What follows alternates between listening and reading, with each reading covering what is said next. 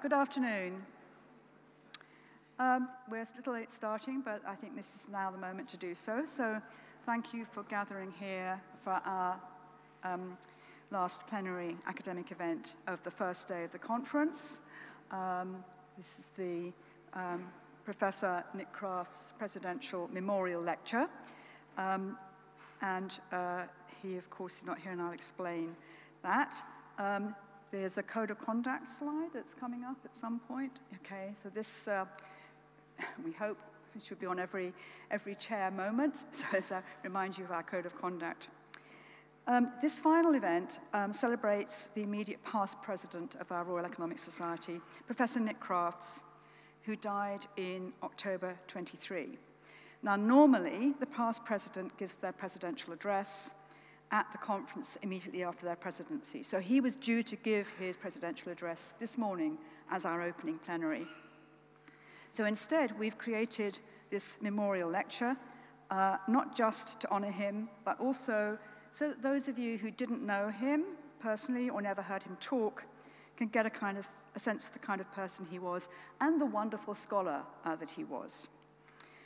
So the session is made up of a set of videos and audios of Nick talking about his ideas, and it's interspersed with 3 talking head contributions. 2 of these are pre-recorded, and 1 we have in person. So I want to start off this session with 2 things. This is beginning, which is a video pre-Brexit talking about what Brexit means in the broader context of post-World War II economic performance in Britain. It's a video from the Centre for Economic Policy Research and an organisation that the National Institute of Economic and Social Research, both organisations that Nick was pretty heavily involved with. Now, many of us were not necessarily aware that Nick did a lot of policy work, and this video performance gives a sense of his commitment to thinking about the present and the future, and using his knowledge of the past to really think seriously about the future. And it's going to be followed immediately with a contribution from Tim Aldred from the UK Treasury, who will introduce himself and talk about Nick's work with the Government Economic Service. And then we'll have a second set of contributions. So if we can start off with Nick on Brexit. Thank you very much. We joined the EU in the 1970s at a time when economic performance was really rather poor. I think the evidence is that joining raised the level of income in the UK by of the order of 8 to 10%. It raised trade compared with the alternative of being in EFTA. Raising trade, in turn, was positive for productivity.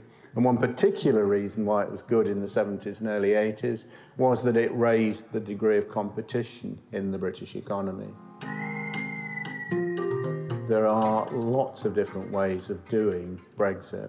One can presumably have some sort of arrangement which is rather similar to the one that Norway has, which would entail being in the single market and having free movement of people. To the other extreme of simply being a WTO member, of having relatively large tariffs between ourselves and the EU, and also probably substantially increasing trade costs. In between, there were a variety of flavours of trade agreements that we might try and make with other countries around the world.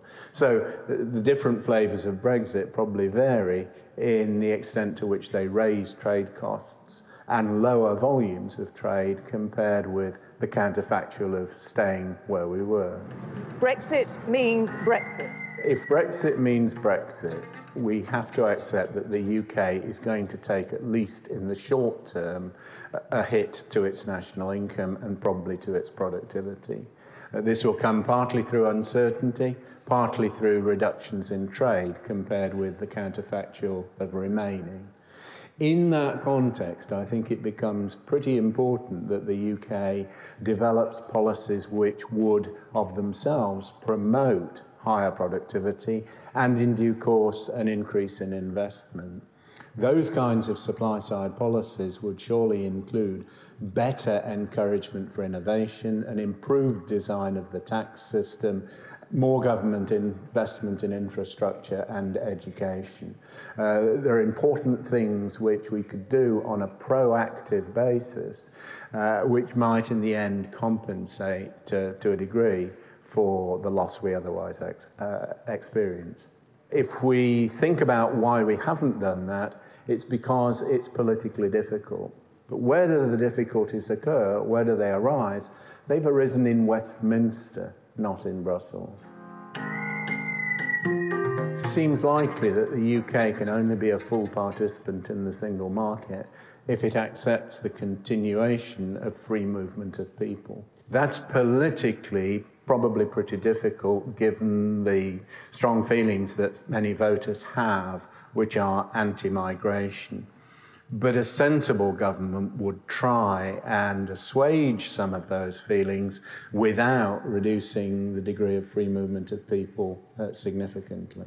If we take it that single market membership is good for the UK economy and that free movement of people probably also is positive for macroeconomic performance, then it's important to try and deal with the problems that that has created for subsets of the British population.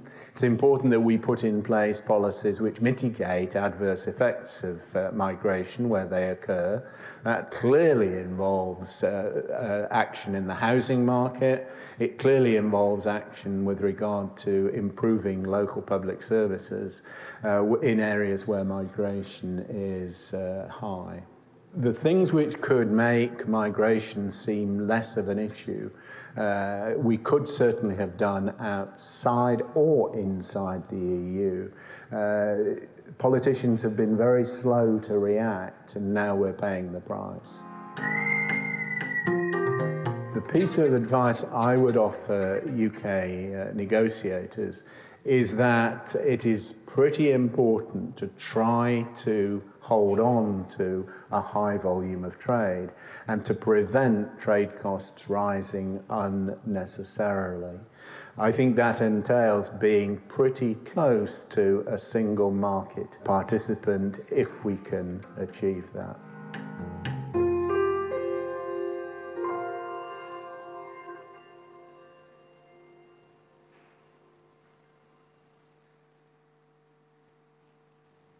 Good afternoon. My name's Tom Aldred. I work in the UK Treasury. I've been a member of the Government Economic Service for 20 years and I am an RES trustee. And I'm going to say a little bit about Nick Crafts and how he engaged with government. Nick Crafts was a brilliant example of how academics can engage with government policy.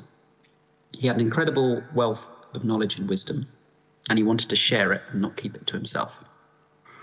He knew how to make that knowledge relevant and could bring economics to life in a way that spoke to policymakers. And crucially, he could do it in clear, understandable language. This matters so much in government because good, even great economics has little chance of affecting policy if policymakers don't understand it. This doesn't mean that he dumbed down. His language and his presentations were always appropriate and perfectly judged for his audience. Nick was approachable to everyone he met in government, and he treated every question with respect, from the most junior person in the room to the daftest question he might get, which would often be from the most senior. When I first discovered Nick's work, I found it fascinating and thrilling. His academic papers were ones that I would, did, and will again genuinely read for fun.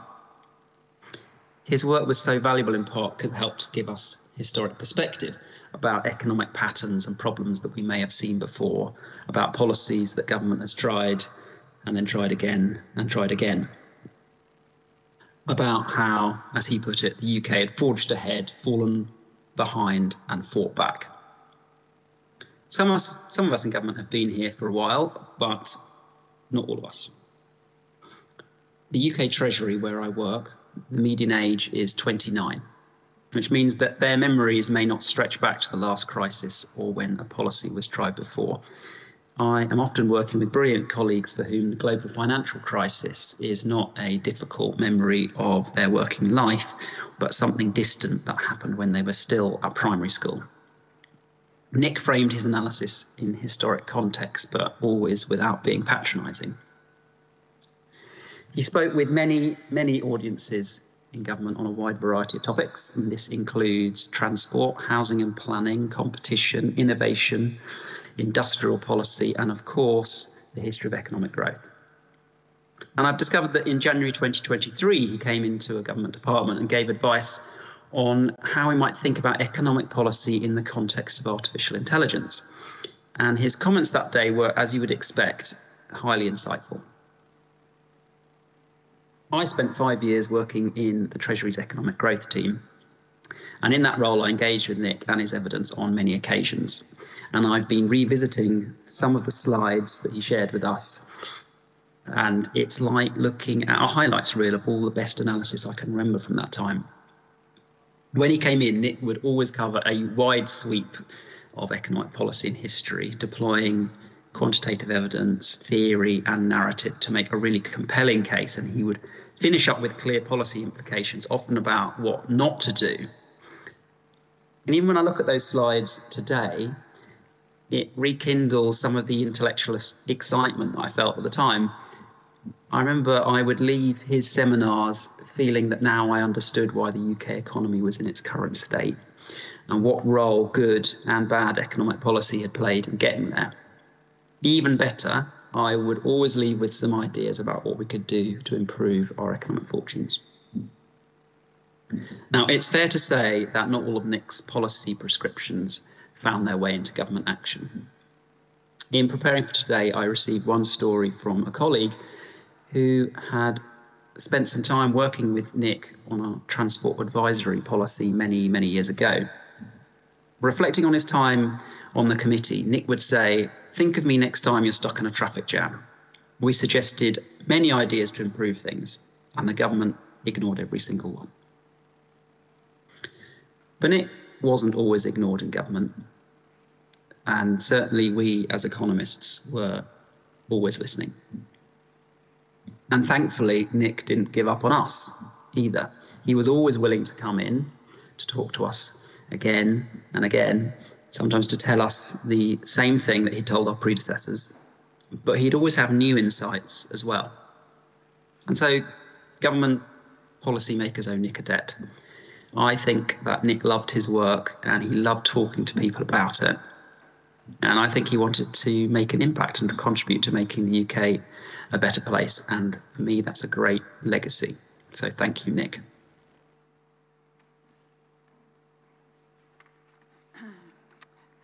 Right, so the second set we're going to look at, or hear, actually, we begin with an interview that Nick did with Will Hutton in May 23 for the Academy of Social Sciences.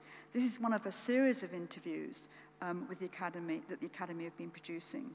The topic is AI and the next industrial revolution.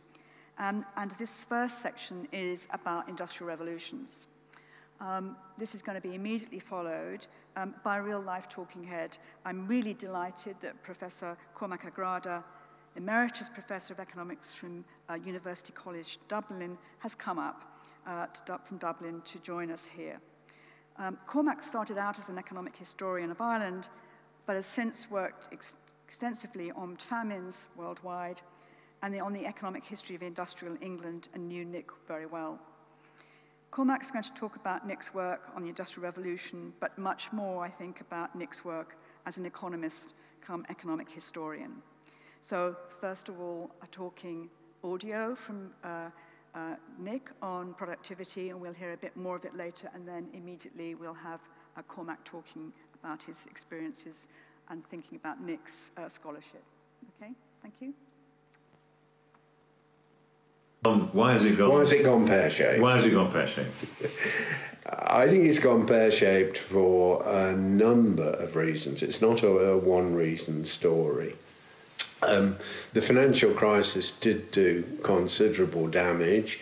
It has reduced the level of productivity that the economy can achieve compared with not having a financial crisis. But it hits us more than, say, the United States or more than many European economies. It's hit us more than most European countries. We had a very large financial sector prior. But we also have had a serious disruption to what we might call the process of creative destruction and so on. So that's a bit of... Just so you know, creative destruction is the kind of term that was coined by Schumpeter, the Austrian economist. And the idea is that capitalism has to go through phases in which it pulls down great companies so other ones can grow up. I think I'm really not thinking of anything quite as grand as that. I'm thinking of... I wanted to make you feel grand. I'm thinking of a vigorous process of entry and exit, reallocation of resources, rapid exit of the failing activity, lots of startups of new good activity. There are lots of startups. I mean, it's an astonishing number of startups. Yeah, but there's also been a substantial number of zombie firms. The era of low interest rates allows them to survive. If you look at measures of entry and exit, it's been decreasing over the last several years. So I'm not saying that's the whole story, but I think it's part of the story. A second part of the story is clearly for me Brexit, in the sense that, not that we've reached the long-term conclusion of Brexit, some of the long-term effects are still to show up, but the actual process of going through the leaving creates very significant uncertainty, undermined investment, and the best estimates I've seen in the literature say if we've got a 20% productivity gap compared with where we might have hoped to be round about 2019 on previous form, then the Brexit part of it might well account for 5 of those 20%, something of that order. The one that I think most... Of course, if John Redwood was here, or Lord David Frost, they'd be saying, look, you're just not seizing the opportunities of Brexit. You're just not talking it up. You're just a Ramoning pessimist.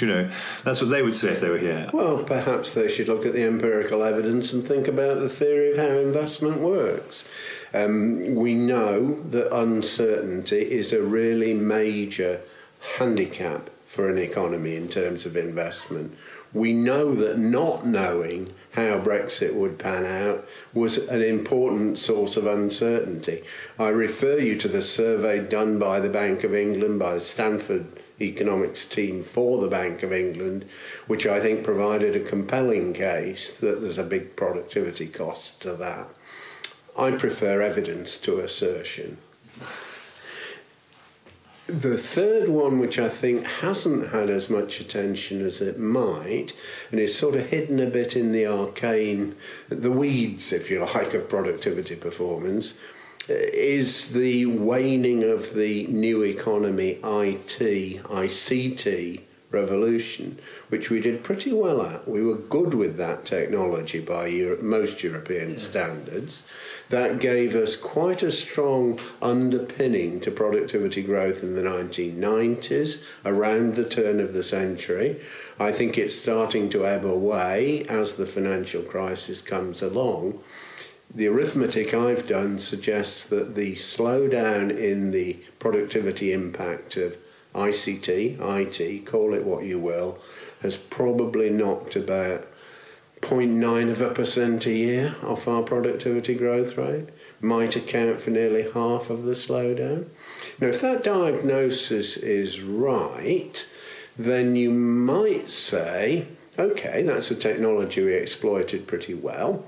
Is there something to replace it? If there's something to replace it, it might be the next phase, in a sense, of that revolution coming through things like AI, artificial intelligence. We're excited about it at the moment. It's had, I suspect, virtually no productivity impact. But then these big general purpose technologies, that's the history of them. People get excited. They know the technology's coming, so to speak. well before it has any serious economic impact. I'm forecasting that for AI. It was the story of the Industrial Revolution as well. The steam engine made essentially no difference to British productivity before 1830. Just to kind of help our listeners, I mean, a general purpose technology, and there's been around 30 of them since, 10,000 BC, are the technologies which have a kind of a transformative impact, not just in the sector, but actually kind of spillovers, I mean, across sectors. So, railway locomotives are great in getting you from A to B, but they also kind of open up the world with grain, they change warfare, they allow postal services to develop, they all have all kinds of spillover. So you're saying that, I mean, and there's quite interesting theory, isn't there? Because there were kind of 4 general purpose technologies in the 18th century, 19th century, and 8 in the 20th. And people are saying there could be a dozen or more in the 21st century. And the artificial intelligence is one of them. But you're saying that may or may not be the case. If it is the case, beware, because it does take a while for them to get going, having their impact.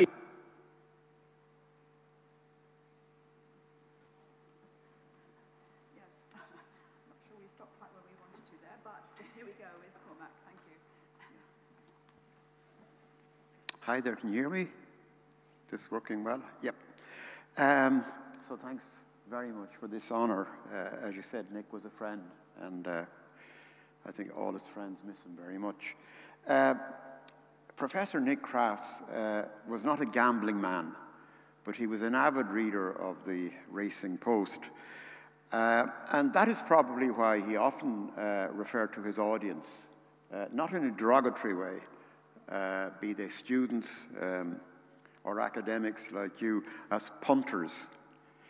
And the thing about Nick was he really knew how to treat his punters. He was an absolutely brilliant lecturer. And you got some flavour of that, I think, in what you've seen. Nick was never prolier than thou, to borrow from Terry Eagleton, but it says something about him that he grew up surrounded by mines, coal mines in Mansfield and in the East Midlands. A grammar school lad, he once described how he took a trip down a mine with some classmates. The teachers offered them the choice between spending their work living in a mine like the one they were in or sticking to their books. Nick chose the latter, and of course he sailed through Cambridge, apparently it seems without having to study that hard. His postgraduate studies came to a halt after his election to a research fellowship in Cambridge, when his supervisor advised him not to bother finishing his PhD degree since he no longer needed one. The last president of this society without a PhD before Nick, interestingly enough, was Phyllis Dean, another economic historian whom Nick greatly admired. And as Nick would point out, he was the only economic historian to become president of the society since Phyllis Dean. After a year at Exeter, in 1972, when he was 23, Nick was offered a permanent position at Warwick. Warwick was where he came and went, and came again and went again, twice, with stints in between at Oxford, Leeds, and the LSE. He spent formative and productive breaks in Berkeley and in Stanford. Nick wrote his most influential work, I think, and it's what we're going to be focused on in a minute, British Economic Growth, during the Industrial Revolution in Stanford, where the late Paul David tried hard but unsuccessfully to lure him into staying. It also says something about Nick that while visiting Stanford, he also worked on a paper far removed from economic history, but close to one of his favorite pastimes. His Some Evidence of Insider Knowledge in Horse Race Betting in Britain was published in Economica in 1985, and it's a classic that combines fun and rigor. A friend who specializes in the economics of gambling claims that Nick's paper was too influential in the sense that it is still being invoked while the real world of gambling on sports has moved on. So, on a more serious note, what would Nick Crafts have liked to be most remembered for? What distinguished him as an economic historian? The first thing to say here is that more than anyone else in Britain, Nick was the economist's economic historian, being one in a long line of what another economic historian called English fact gatherers, measurers, and informed observers was not for him, nor were, it should be said, the archives for Nick. Instead, his comparative advantage was applying economic reasoning and statistical techniques to existing data and thereby revolutionizing our understanding of core aspects of our understanding of the economic past. Signs on that Nick's first widely cited paper invoked the Slutsky-Schultz equation to reveal holes in the pioneering national income estimates proposed by Phyllis Dean and Max Cole in their, again, classic British economic growth, which appeared in 1962.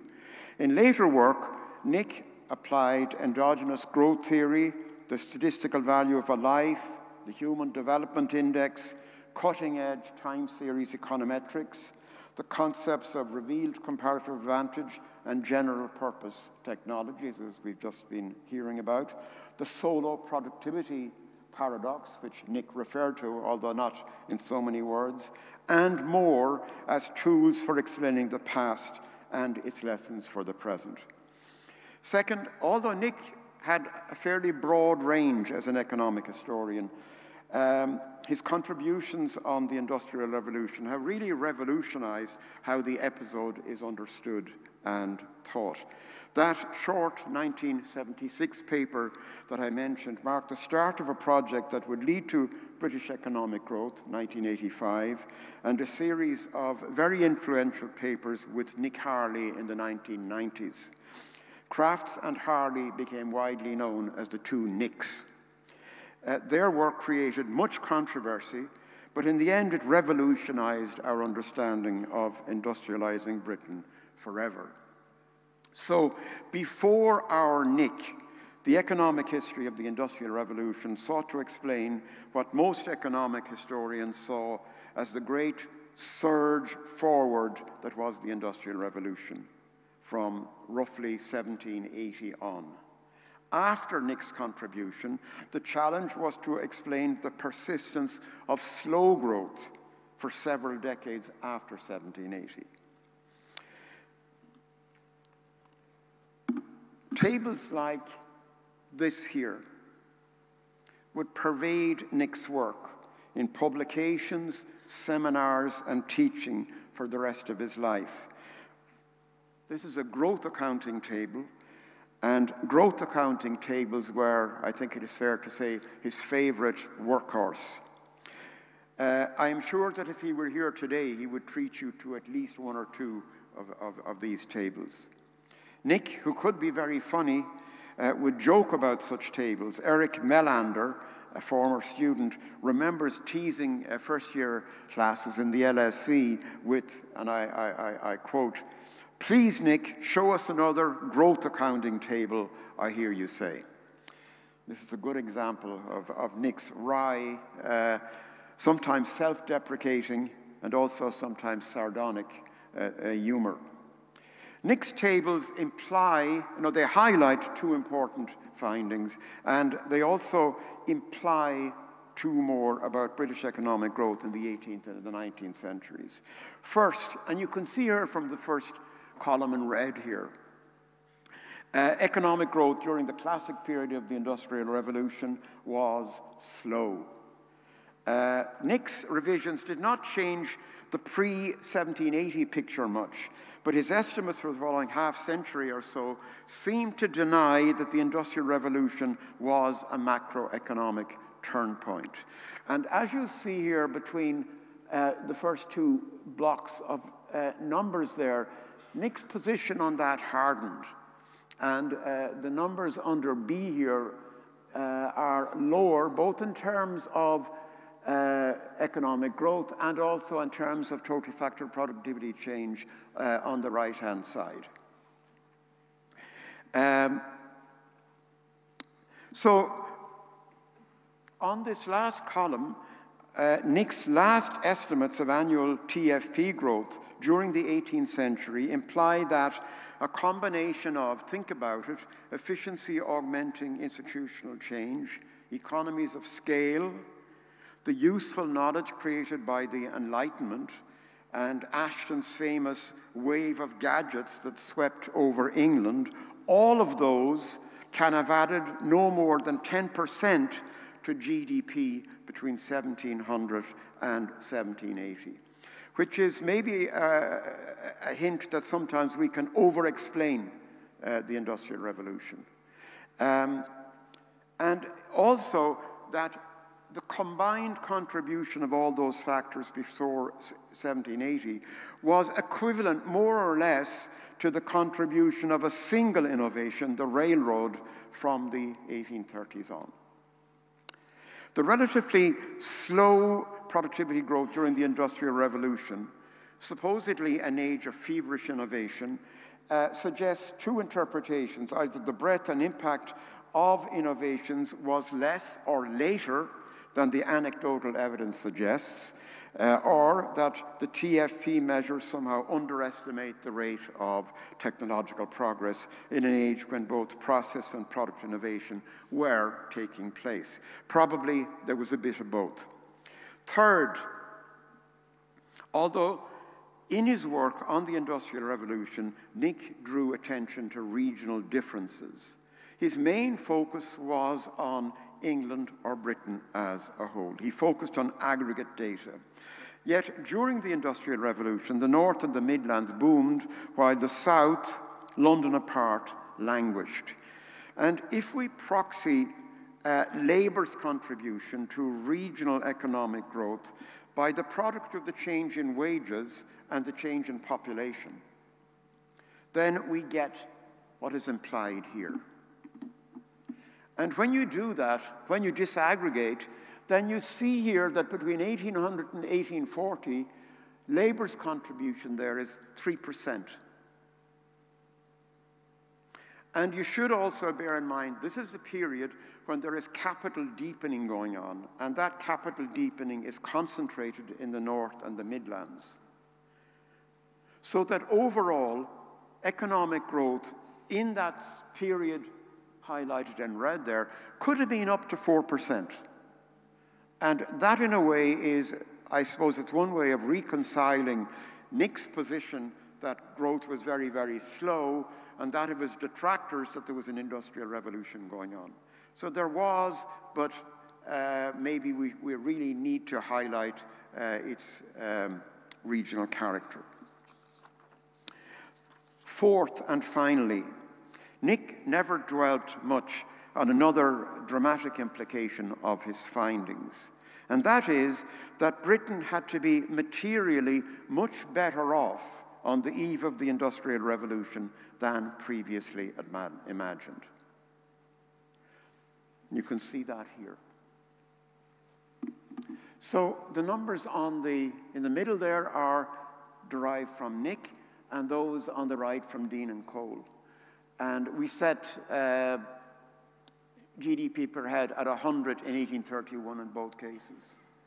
But when you work back to 1700, you'll see that for Nick, there is 50% growth in income per head, and for Dean and Cole, income per head grows by, it trebles pretty much. And alternatively, what this suggests is that income per head was nearly twice as high in 1700 as Dean and Cole's estimate of in 1962. Now, I'm not sure that the full implications of that revision have been fully absorbed in the literature yet.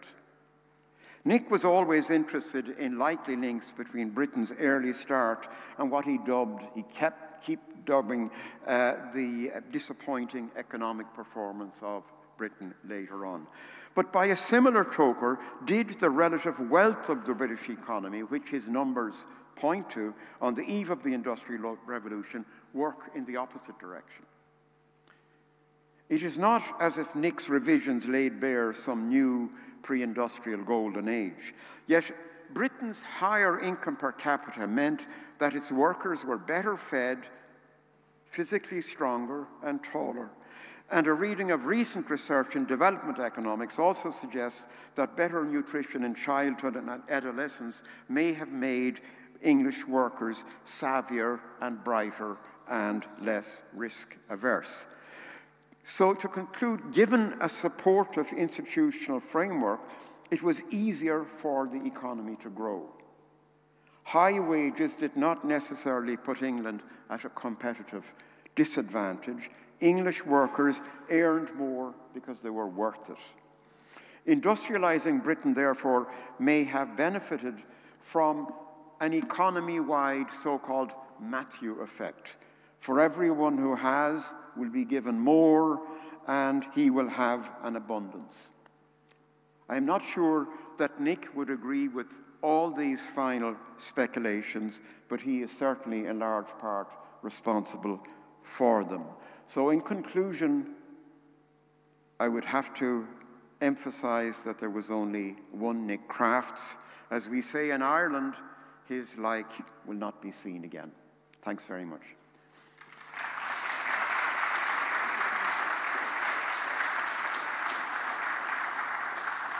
Yes, thank you very much, Cormac. I'm really pleased you came up and talked to us directly. We're now going to hear a little bit more of that previous Academy of Social Sciences interview when Nick gets to the role of AI in the current economy, and in the process rethinks that notion of general purpose technology. This, for me, demonstrates Nick's ability to think ahead of the curve here. He's rethinking the nature of a GPT and general purpose technology as a new knowledge system, not a particular generation of technology. So you can see that sort of coming through in the way he talks about AI. And that actually takes us forward to thinking about our last plenary here at the RES conference, which is going to be about AI and economics. Audio is going to be followed immediately by a video contribution on Nick's early academic life and as an economic historian from Jane Humphries. Jane is the Emeritus Professor of Economic History at Oxford, a Fellow of All Souls, and currently the Centennial Professor of Economic History at LSE, and an immediate past president of the American Economic History Association. Now, hang in there, please. It's quite a long interview talk, but please stay with us because we're going to finish up immediately with a very short video of Nick opening a Legatum Institute lecture. Here's where we see Nick's sense of humor that Cormac talked about running at full tilt. So those are the three things. A bit more of that audio, a talk from Jane, and then finally another very short video, a very short video from Nick opening a lecture talking about something about students and teaching. Thank you. It isn't a revolution built on science, really. They have the steam engine, but they don't really understand the theory of heat, for argument's sake. They have metallurgy without the theory behind it. They're good old-fashioned English pragmatists, is what they would say at the time. And empirical observers. Yeah, they systematically build up evidence and try and work out what works. Yeah. By the second industrial revolution, which is essentially electricity and chemicals. Yeah, this is from, say, about 1870. You can see it underway, and it's indeed delivering chemicals, electricity, the internal combustion engine, and so on. That's petrol, though, isn't it? Because the third industrial revolution is to do with oil and carbon. Well, it depends how many you want to choose. But if you're following my system of invention approach, I want to follow your system, actually. Well, in that case, the second industrial revolution is about the beginnings of a really important role for the industrial R&D laboratory. Now you need to have people educated as scientists and technologists. Now you need to have the infrastructure at, say, the tertiary education level to deliver enough of those people. Right. That's where we start falling behind the Americans and the Germans. We're not good at making that adjustment or adaptation. The third industrial revolution arguably is the ICT one, and ICT starts to deliver new ways of doing research, amongst other things, and software makes a massive difference to the system of invention. AI is another potential system of invention. One of my economic historian colleagues said, amongst other things, AI might be the best research assistant the world has ever had. If you're looking for needles in haystacks, smaller needles and bigger haystacks is definitely available now. That's a very simple way of looking at it, because I always assumed the topology that I have in my head, I think in other people's heads as well, is, first industrial revolution, steam, coal; second industrial revolution, chemicals, electricity; third industrial revolution, oil, petrol; fourth industrial revolution, data, which kind of encompasses both ICT and AI. But you're saying, no, that's not the way to think about it. I mean, the way to think about it is to kind of separate out ICT and AI. I would probably separate them out, but the more important thing I'm saying is that industrial revolutions are about how technological progress comes about.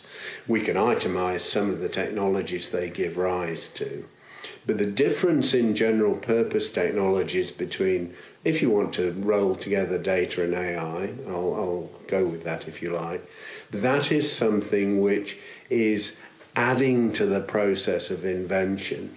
The steam engine is jolly good at carrying people, pumping water out of mines, powering textile factories, but it doesn't help you find more knowledge across the piece, whereas data and AI do.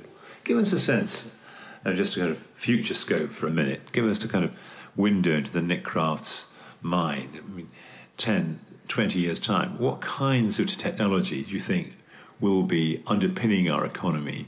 Where will the jobs be?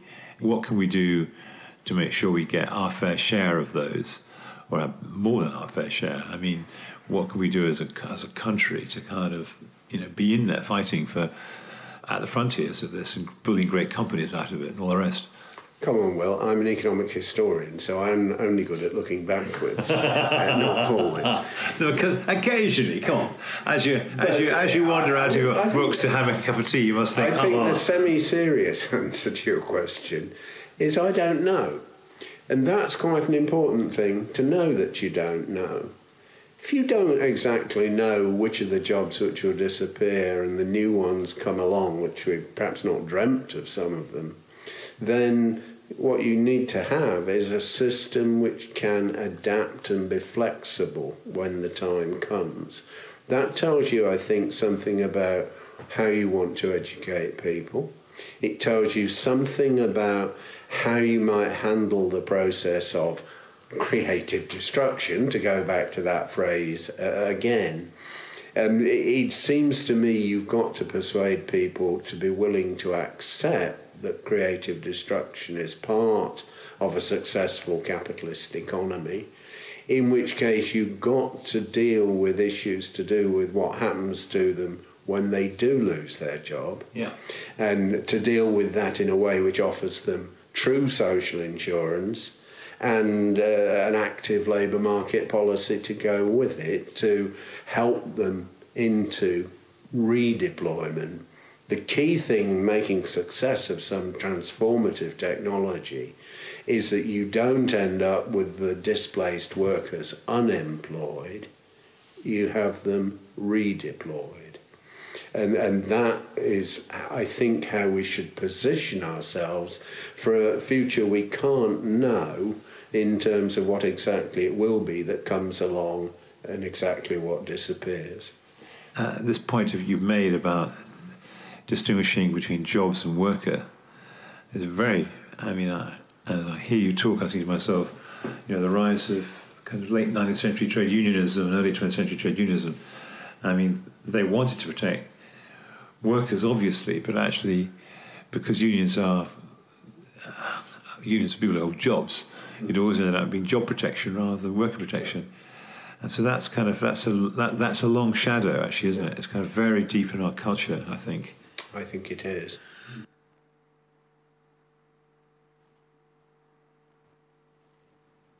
I probably knew Nick Crafts longer than anyone else in this room.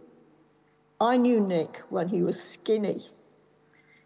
We both went up to Cambridge in 1967. We both read economics. We both got good firsts. We both became economic historians. The class of 1967 was very productive of economic historians.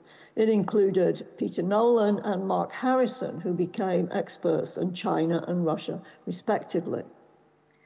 Nick and I were not close friends, but we did have good friends in common, notably Howell Jones, who wrote a very well-regarded book on growth theory and died tragically young. Nick and I were both outsiders in Cambridge. I was from a pit village in South Yorkshire, and he was from a lower middle-class family in Nottinghamshire. I had my big Yorkshire vowel sounds, and he had his flat Nottinghamshire accent that we all learned to recognize. I was never particularly comfortable or happy in Cambridge as an undergraduate, but Nick flourished. He was a frequent visitor to the recently opened Trinity College bar, where he and Howell held court. While I was in awe of the great and the good who lectured to us, Nick and his mates were often impatient with some of the less than cutting-edge lectures, and not averse to making fun of their hapless deliverers. But Nick's sometimes sharp humour was softened always by a self-deprecating side. While I and most of our peers worked away, Nick appeared to be that icon of Oxbridge undergraduates, somebody who could ace the exams without doing much work.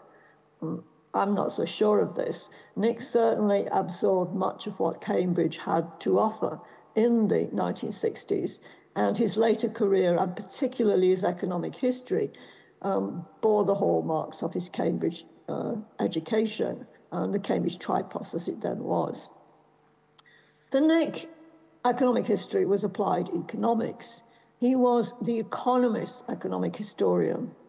And this reflected the way in which economic history was taught.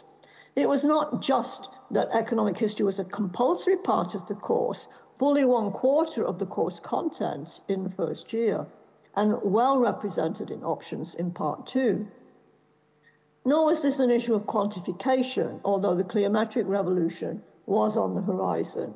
And Nick certainly took advantage of the econometric options in the Tripos. Most Cambridge historians were quantitative, but given the strong Keynesian tradition, they were more concerned with national income accounting than testing hypotheses or exploring simulated counterfactuals. It was more to do with the way in which economic history was framed theoretically, and the way in which it was seen to address the big questions of economics. Why do some countries grow and others stagnate? What happens to living standards? How do you access the great enrichment, as it came to be called? Growth theory was the most exciting development on the theoretical front, and it's not by chance that Howell Jones chose to summarize this literature in the book I referred to a moment ago. Hahn and Matthews' survey of growth theory was my most read text when I was an undergraduate. But more important for Nick and for me was the development of a literature on systematic patterns in growth, a blend of growth theory and empirical evidence, represented by Kuznets in Modern Economic Growth and by Dennison in Why Growth Rates Differ. These accounts associated growth with structural change. Indeed, they identified growth with structural change. And they brought together development economics and economic history as the empirical laboratories within which these patterns could be identified, their context established, and then perhaps leveraged for policy purposes. One Cambridge economist who exemplified this tradition was my Director of Studies, Phyllis Dean. Dean had been recruited by Dick Stone to work in the DAE, but earlier she'd been sent by the Commonwealth Office to help construct national income accounts for countries emerging as independent entities out of British Africa. She was also a member of the international network assembled by Simon Kuznets to study the process of growth in a number of disparate economies. And it was in this capacity that she had collaborated with W.A. Cole to produce the classic British Economic Growth 1688 to 1956, importantly subtitled Trends and Structure. In the preface, they thank Kuznets for inspiration, encouragement, and example. For Phyllis, as for this group of scholars, economic history and development economics were identical. Both provided the context to study and understand growth. When Dean described the economy and society of Britain in Gregory King's time, it is as if we are parachuted into a third world country of the 1960s, or perhaps one of those countries in Africa that she had studied earlier in her career. A comparative perspective between advanced countries in the past and poor countries in the present was seen as central to the task of understanding growth and development. Hence the position of economic history in the faculty. It was not some second-rate option for the less sharp students, but central to the inquiry into the most important questions of the day. Nick Crafts absorbed this view of economic history. He too sought to distill from patterns of growth and structural change a deep understanding of how economies had developed. He had huge respect for Phyllis Dean. She was not one of the superannuated teachers that he made fun of in the bar of a posh college.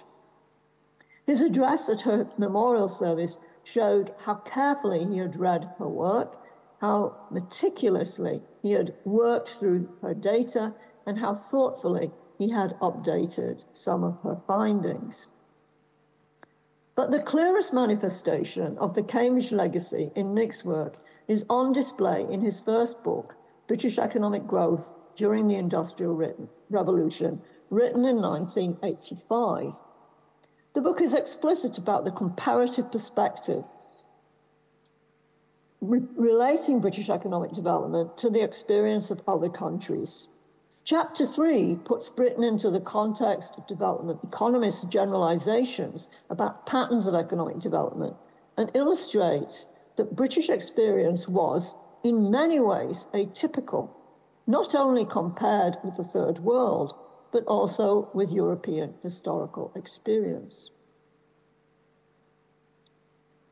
Nick was helped in this endeavor by the development of a systematic literature, a systematic analyses of growth that carried on in the Kuznetian tradition, particularly the work of Hollis Chainery and Chainery with his collaborator Moises Sirquin, which provided a foundation stone for the analysis in British economic growth, as it also did in my own PhD thesis. In a famous paper in 1975, Chainery and Sirquin had linked structural aspects of developing economies and societies, including, for example, demographic characteristics and urbanization, to both time and per capita incomes, so identifying empirically regularities in the development process.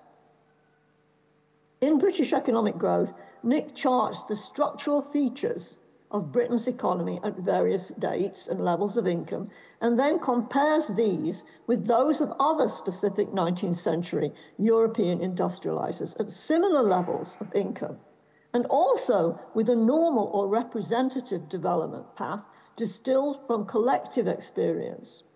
And he uses this to identify British exceptionalism, that is, the ways in which Britain was different and the extent of that difference. It's a tour de force, and the book goes on to explore further the chronology, causes, and meaning of the particular British growth path. Of course, subsequent research has shaded down the claims about precocity, and the inferences of causation probably need revision. In fact, much of Nick's own subsequent work was revisionist. But many of the findings stand firm, and for me, the book represents Nick's approach to economic history. Perhaps against the prevailing view, I would argue that Nick was heavily influenced by his undergraduate education, and that he demonstrated the legacy of Cambridge in his own work by seeing the past as a place to apply his economics so as to uncover mechanisms, generalizations, relationships. He carried on this work in a long and illustrious career. He was a very good economist and a great economic historian.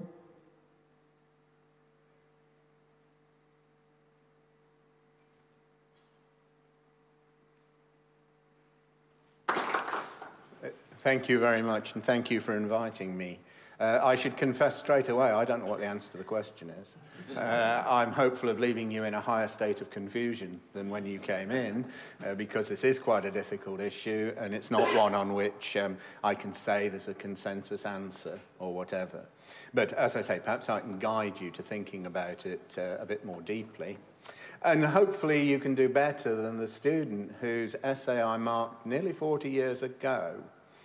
He said, when posed a rather similar question, but not quite as transparent as this, my question was, why was there a first industrial revolution? He said, because you could grow raw cotton in the Pennines. Those of you who know British geography will think that's a pretty implausible answer. And in my sort of youth and young Turk phase, I thought that was an egregious fail. You know, I thought this was worth approximately 0%. In Oxford, it would have been the sort of omega mark or whatever, wherever we go at the end of the Greek alphabet. Actually, now I realise it was quite a good answer. And by today's standards, it's worth at least a 2-1, and possibly more. Well, think about it. The student knew that the north of England was involved, so probably he knew it was Britain. Textiles are clearly part of the Industrial Revolution, so we're getting past the 2-2 to the 2-1 by now already. You know, you mark the student these days on what they do know, not what they don't know.